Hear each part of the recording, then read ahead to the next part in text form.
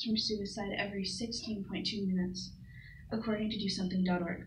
The whole purpose of my speech is to inform you guys on the current rate of suicide, how to notice signs of suicide of someone who is struggling, and just to help those who are struggling. My first main point is that suicide is the leading cause of death in the last 20 years, more or less.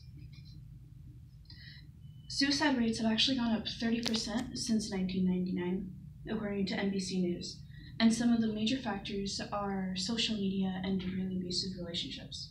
Other causes are substance abuse, financial problems, not social crisis, personal crises, physical problems, and criminal legal problems. However, according to kidshealth.org, their leading causes, or the highest leading cause of suicide, is mental health. Actually, 95% of people have a psychological problem or like an emotional problem and they don't actually know about it.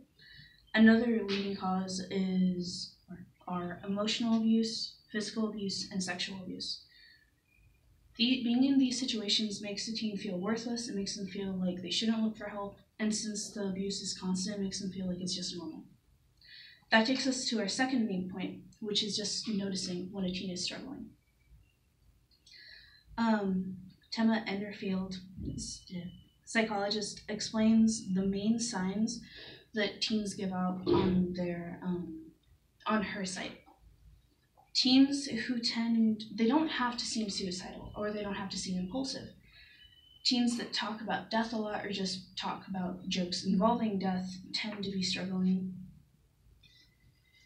She also says that teens that don't get very much sleep, that focus on electronics, or that don't tend to exercise very much tend to be an invisible risk group. Teens that show a lot of self-hate or teens that are constantly silent might actually be struggling with suicidal thoughts. Now we look at the ways of how to help someone who's suicidal. So the first number one thing to remember is that you literally just need to be there for them. You need to be as understanding as possible because how they're feeling makes them feel like no one cares and makes them feel like no one will understand them. Don't be aggressive in your approach. Be as gentle and as patient as possible.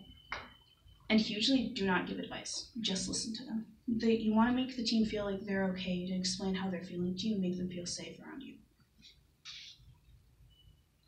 So don't give them advice because part of the reason why they're probably feeling suicidal or depressed is because they feel like they don't have a voice or they feel like they shouldn't express themselves. When a teen is talking to you about how they're feeling, you should literally just listen. And if they ask for advice, give it to them, but don't just throw it out there. However, sometimes helping someone who is struggling with suicide can be extremely wearing, so here are some sources you guys can turn to. There are hotlines that actually have people that are trained to deal with people that are suicidal or extremely depressed. There's also apps that give free counseling. One of the apps is called Talkspace, which offers professional free counseling where you can literally just talk to someone if you're feeling really sad or you don't feel safe to talk to people in your life. Or if you're going through a really hard time, you can set up an appointment with a professional to just call them or FaceTime or whatever. There's alternative ways to cope with suicidal thoughts and thoughts of self-harm. One of the best ways is exercise, because then not only do you feel better about yourself because your brain releases endorphins into your body, but also it's a healthy way to get rid of negative energy. Also, exercise helps a lot with one's self-worth and their idea of themselves. Another huge way to cope with suicidal thoughts or severe depression is actually just making something with your hands.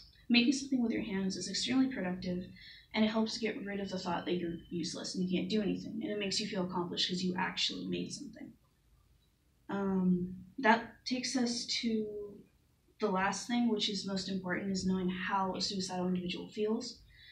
So my last main point is just understanding what's going on in their mind. Individuals that feel suicidal or that are suicidal tend to feel that everything around them is bad or that they're the world's victim. They also tend to feel like no one around them cares about them, that everything's in a negative and bad light. Individuals that are suicidal find it extremely hard to get up and move around and just do everyday things.